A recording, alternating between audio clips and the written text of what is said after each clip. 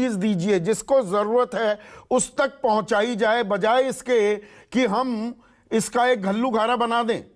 गुरु प्रकाश। संदीप जी, बहुत ही अच्छी चर्चा हो रही है और आपने भी अपने प्रारंभिक प्रबोधन में कहा कि वित्तीय अनुशासन, फिस्कल रिस्पॉन्सिबिलिटी आखिर किसकी जिम्मेवारी है, आखिर किसका दायित्व है। आप बहुत लंबे समय से राजनीति और अर्थशास्त्र के संगम को फॉलो कर रहे हैं। FRBM act, fiscal responsibility and budgetary management act, ये 2003 में अटल जी के सरकार के समय लाया गया था। इस कानून के पीछे की मंशा यही थी कि फिस्कल प्रूडेंस, वित्तीय अनुशासन की संस्कृति अपने देश में स्थापित करना, यह कल्पना उस समय थी। और आज भी जिस प्रकार आपने कहा कि अंतर क्या है फ्रीबीज में, रेवड़ी में, जन कल्याणकारी योजनाओं में, तो मुझे लगता है कि अभी तक जिन जिन लोगों ने अपनी बात रखी है तो यह स्पष्ट है भी। आपने भी कहा कि टारगेटेड बेनिफिशियरी, अब लोक लुभावन वादे करने के क्रम में आप बहुत बड़ी संख्या को ऐसे वादे करते हैं जो कि फिस्कली इम्प्रूडेंट है, वित्तीय तरीके से संभव नहीं उसको पूरा कर पाना। लेकिन जहां तक बात होती है अब इस देश में, और आप भली भांति अवगत है संदीप जी इस बात से, कि फाइनेंशियल अनटचेबिलिटी थी, एक आर्थिक छुआछूत की परंपरा रही। अब प्रधानमंत्री जन धन योजना से 45 करोड़ बैंक के खाते खुले, ये कोई हमारे आंकड़े ऐसा नहीं है, आप भी इस बात से तारुफ रखते हैं। 35 करोड़ से अधिक लोगों को मुद्रा का सहायता मिला, ये कोई हमारे आंकड़े नहीं है, आप भी सहमत हैं इस बात से। तो जब इस प्रकार का कल्चर, एक इस प्रकार के सशक्तिकरण के मॉडल की बात होती है, तो उसको रेवड़ी में और जन कल्याणकारी योजनाओं में अंतर करने की आवश्यकता होती है। तो कोई अगर पंजाब में स्वास्थ्य शिक्षा, पंजाब में आज आप वेतन, स्वास्थ्य और शिक्षा का प्रावधान कर रहा है तो वो रेवड़ी आप बता देते हैं। नहीं, देखिए, आप दिल्ली में, दिल्ली का उदाहरण यहां पे हम सबके सामने है, that is the elephant in the room. Delhi में जब एमसीडी के सफाई कर्मचारियों को वेतन नहीं मिलता है और वो सीएम के घर के बाहर इतने हफ्तों तक हड़ताल करते हैं, तो ये आपका सस्टेनेबल मॉडल है क्या? पंजाब में जब दलित समाज से आने वाले छात्रों को छात्रवृत्ति नहीं मिलती है, वहां पे सरकारी कर्मचारियों को वेतन नहीं मिलता है, तो ये आपका रेवड़ी मॉडल है क्या? अभी हम लोग एक आरबीआई की रिपोर्ट पे चर्चा कर रहे हैं, उसमें 5 स्टेट की चिंताजनक स्थिति बताई गई है। उन 5 स्टेट में 4 स्टेटों में किसकी भी पार्टी की सरकार है, विचार करना चाहिए। राजस्थान, छत्तीसगढ़, कर्नाटक भी निश्चित रूप से उसमें एक है भूमिका, मैं उससे इंकार नहीं कर रहा हूं, लेकिन राजस्थान में, छत्तीसगढ़ में, पंजाब में, आंध्र प्रदेश में आखिरकार किस सीमा तक अब जाने को तैयार है? बिहार भी, अब रिस्पॉन्सिबल बजटिंग, नहीं, निश्चित रूप से बिल्कुल बिहार भी उसमें आता है। संदीप जी, ये जिम्मेवारी किसकी है? आने वाली पीढ़ियों पे आप एक प्रकार से डेट का भार दे रहे हैं, डेट का बर्डन दे रहे हैं। अब इसमें एक चीज हम बताइए, सब खर्चा कर लें, एक चीज बताइए, एक चीज छोटा सा इंटरवेंशन मैं कर रहा हूं। अभी केसी त्यागी ने जो आंकड़ा बताया, मैं उसको फिर से दोहरा रहा हूं। इस बार केंद्र का सब्सिडी बिल जिसका प्रावधान किया गया था 3,17,865 करोड़ और 91 लाख का, वो बढ़कर अब हो गया है 5,32,446 करोड़ 79 लाख। और इसमें फूड, अनाज की है 2,87,179 करोड़, फर्टिलाइजर खाद की है 2,14,511 करोड़ और पेट्रोलियम की है 30,756 करोड़, 5,32,446 करोड़।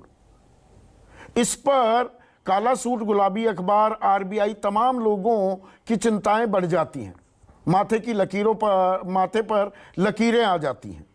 पर जब वो 10,09,511 करोड़ एनपीए घोषित कर दिए जाते हैं, वो बट्टे खाते में चले जाते हैं, तब कोई उफ नहीं करता। संदीप जी, सब्सिडी होना या नहीं होना, ये तो एक बड़े डिबेट का विषय है। मैं आपको थोड़ा सा पीछे लेकर के जाना चाहता हूं। जब हमारा देश स्वतंत्र हुआ था तो संविधान निर्माता भारत रत्न बाबा साहेब अंबेडकर ने एक चेतावनी दी थी, बहुत प्रमुख चेतावनी थी जो आज भी प्रासंगिक है। उन्होंने कहा था कि हम एक ऐसे समाज में प्रवेश करने वाले हैं जहां पे राजनीतिक समानता तो होगी, लेकिन सामाजिक और आर्थिक असमानताएं होंगी। तो सोशल और इकोनॉमिक इनइक्वालिटी, आर्थिक असमानताओं से कैसे निपटना है? अब सब्सिडी को ही समाप्त कर दे क्या? अब सब्सिडी की आवश्यकता, सब्सिडी की सीमा या मर्यादा तय होनी चाहिए कि नहीं होनी चाहिए?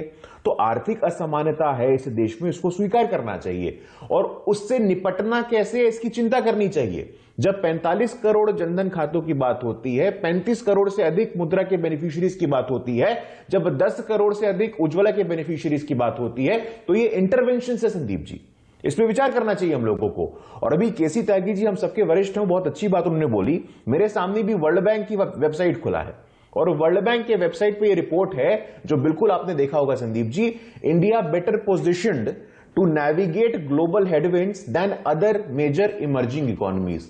ऐसा वर्ल्ड बैंक कह रहा है, ऐसा गुरु प्रकाश नहीं कह रहा संदीप जी। इस पे विचार करना चाहिए हम लोगों को। तो ये तो इकोनॉमिस्ट का फिर report flies in the face of RBI argument कि नहीं कर्ज के तले दब गया, आगे विकट समस्या आ जाएगी। फिर तो जो ये संकट, संक्रमण, आफत, आपातकाल से गुजरे और उसमें कर्जे भी बढ़े, राज्यों के भी और केंद्र के भी, तो जन कल्याण प्राथमिकता बनी। ये तो अच्छी बात कह रहे हैं, उसकी तस्दीक आपने कोट किया, वर्ल्ड बैंक भी कर रहा है।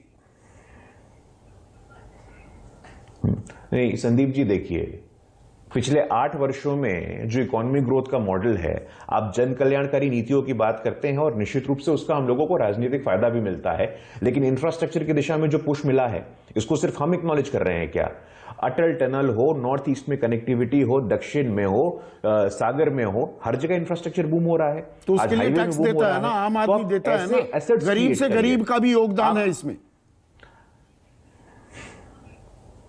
संदीप जी, आप एसेट क्रिएट करिए, एसेट क्रिएशन पे, प्रोडक्टिव एसेट पे जोर होना चाहिए, ना कि आपके ऐसे खर्चे होने चाहिए जो सस्टेनेबल नहीं है। आने वाली पीढ़ियों की चिंता कौन करेगा? 10,09,511 करोड़ एनपीए हो जाते हैं, उसका क्या?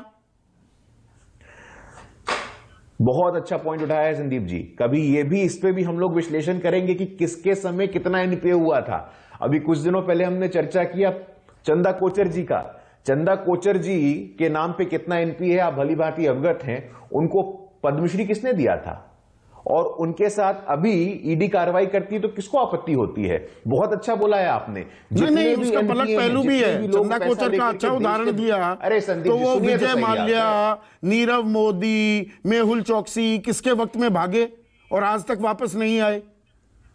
बिल्कुल नहीं, निश्चित किसके वक्त, बिल्कुल मैं तो बोल रहा हूं, मैं तो कहने को तैयार हूं संदीप जी, कम से कम इस पे हम एक मौलिक चर्चा करते हैं। चंदा कोचर के साथ साथ विजय माल्या के जितने भी एनपीए किसके समय हुए थे आप बताइए ना। नहीं, वो red corner notice, lookout circular किसने विड्रॉ किए और वो चुपके से भाग लिए। 1 फरवरी को कुछ जानकारी किसी ने कान में बताई और 3 फरवरी को वो गायब। संदीप जी, आज दूध का दूध, पानी का पानी कर लेते हैं संदीप जी। जब बिल्कुल, बात क्यों नहीं है तो दूर तक जाएगी। हाँ। चंदा कोचर का उदाहरण तो आपने देख लिया। चंदा कोचर को सम्मानित किसने किया था? सिविलियन ऑनर किसने दिया था?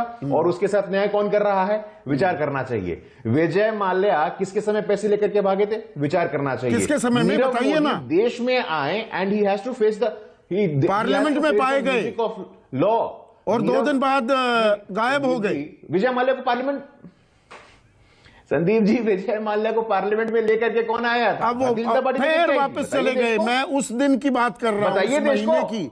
पार्लियामेंट में एक दिन दिखाई देते हैं, 2 दिन बाद वो लंदन में होते हैं। Lookout notice, circular notice, Vijay Mallya जी को वो हटा दिए जाते हैं। विजय माल्या को कौन लेके आया था राज्यसभा में? भारतीय जनता पार्टी लेकर के आई थी क्या? स्पष्ट करिए, कांग्रेस पार्टी लेकर के आई थी। चंदा कोचर को किसने दिया था? कांग्रेस पार्टी ने दिया था। अरे सूचीबद्ध तरीके से जो भी, मेरा पॉइंट ये है, एनपीए किस कारोबारियों को, बड़ी मछलियों को अगर सहूलियत दी जाए, उनको सब्सिडी नहीं कहेंगे। गरीब को मिलती है तो